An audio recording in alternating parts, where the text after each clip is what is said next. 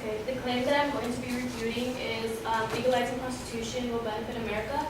The three claims that are presented were: first, prostitution will decrease violence, it would make sex workers healthier, and it will help the economy.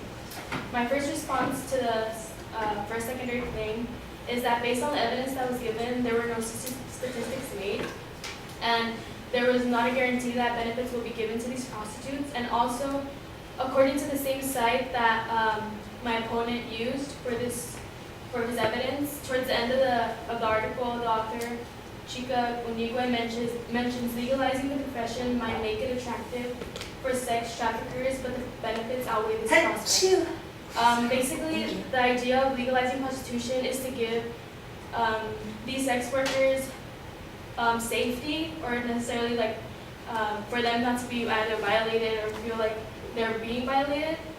However, basically the author contradicts herself by stating that they will, even though that by legalizing this profession, there will still be sex trafficking. Violence will still remain the same despite prostitution being held in a brothel. In an article by Ina Shevchenko, a feminist activist and leader of an international women's movement called Femin, she mentions women who bring charges against pimps and clients will bear the burden of proving that they were forced. How possibly can a prostitute prove that she was forced to become a victim of sexual violence if this happened in her recruitment or as part of her working conditions? Violence is the nature of sex industry. So basically, the same fear that these sex workers have, even though it's illegal or legal, basically they won't have any protection necessarily because they can't state that they were sexually assaulted or forced to take part in this sexual activity necessarily because that's their job. And my second response to the second secondary claim is the fact that my opponent does not use statistics and undermines the evidence that he used. The evidence that he used stated that sex workers in Nevada are required to get checkups. However, there is no follow-up data that proves that this has been effective. Arguing that STD testing prevents diseases is like arguing that pregnancy tests prevent pregnancy. In an article by Alexis Hall, a public health research analyst, she states that rates of STIs, which are sexually transmitted infections, are from 5 to 60 times higher among sex workers than in general populations. Even if you treat and become cured of STIs, one can still become reinfected with that infection or another if you continue to have either unprotected sex, or protected or unprotected necessarily because you're getting involved in risky sexual behaviors. In response to the third secondary claim, the use of the debt clock does not support the fact that with legalizing prostitution, it will get rid of the $21 trillion and increasing debt that the U.S. is in. So there is no need for my opponent to mention that. And also, he mentions that Nevada is suffering. Nevada's economy is suffering, and that the brothel, since a city in Nevada, prostitution is legal, and basically a brothel is willing to pay tax revenue to help the economy. However, Nevada does not want or doesn't want to accept that money necessarily because it does not approve of prostitution. And another part of the reason why Nevada's economy is suffering is because, as he mentions, law enforcement agencies spend at least $2,000 for each arrest of an illegal sex worker. This shows instead of prostitution benefiting the economy, it is actually affecting it.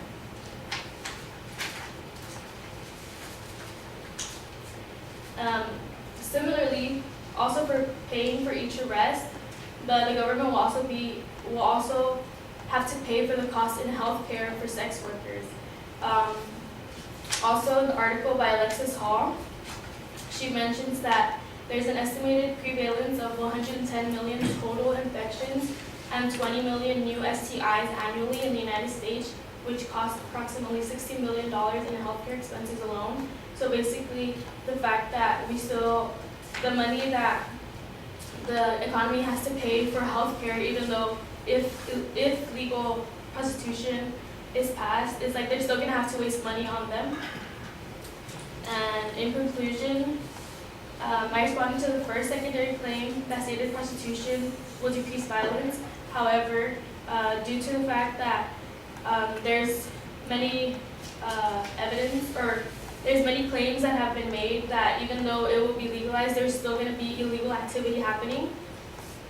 The second secondary claim is that it would make sex workers healthier. However, just because they can be tested, it will not prevent them from not getting any diseases anymore.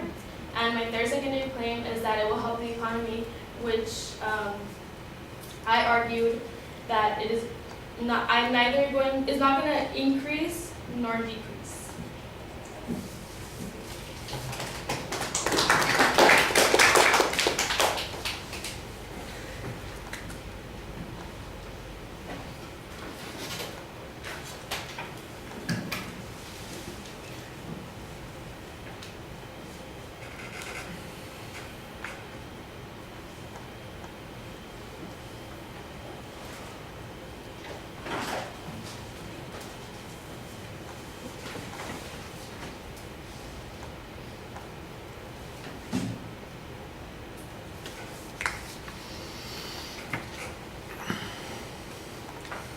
Okay, the structural stuff is pretty good. The argument at the beginning that says that it's not going to have much impact on violence seems to depend on the notion that illegal activities would continue, or that that's how people get into the industry in the first place, and that legalization isn't going to do much to prevent that. It's not quite clear to me why you've reached that particular conclusion, and there's not really much explanation from the advocate's point of view. I assume that the advocate was mostly talking about people being secured in brothels against violence against them by clients. You seem to be arguing a different source of violence, the violence that occurs that gets them into the profession in the first place. And so I'm not sure that those contradict one another, but I don't know how to weigh either one against the other. So that argument is a good point to raise, but I'm not sure that it's clearly explained how it applies to the advocate's position.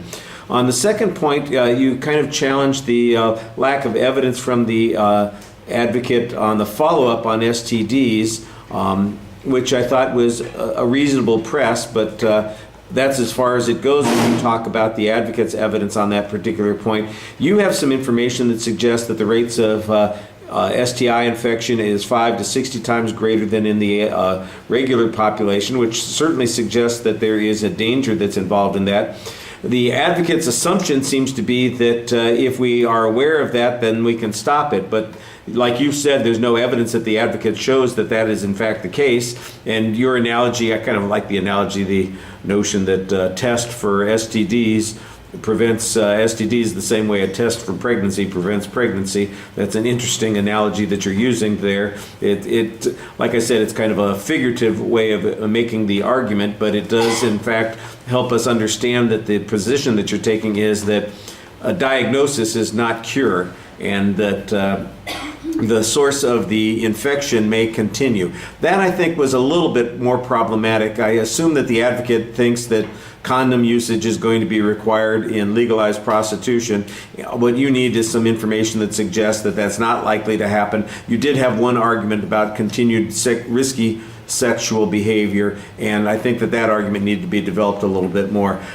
Dismissing the debt clock was fine. I don't know how much money this is going to make a difference on, and it's certainly not going to make a difference on the national debt. It might help a few Nevada counties, but there's not really a lot, at least there's not much discussion of what the advocate's evidence on this particular point was, and your response seems to be that it's really unlikely to be substantial. And you kind of argue that there's going to be a wash, because if we do identify prostitutes with sexually transmitted diseases, we're going to have to treat those folks. Or if they have other problems that are associated with the occupation, we're going to have to assume those costs, and that's likely to be a substantial amount of money. So in essence, it's a wash. I think that's probably a solid argument, but without any comparative data, it's hard to figure out what the exact impact is. All right, thank you.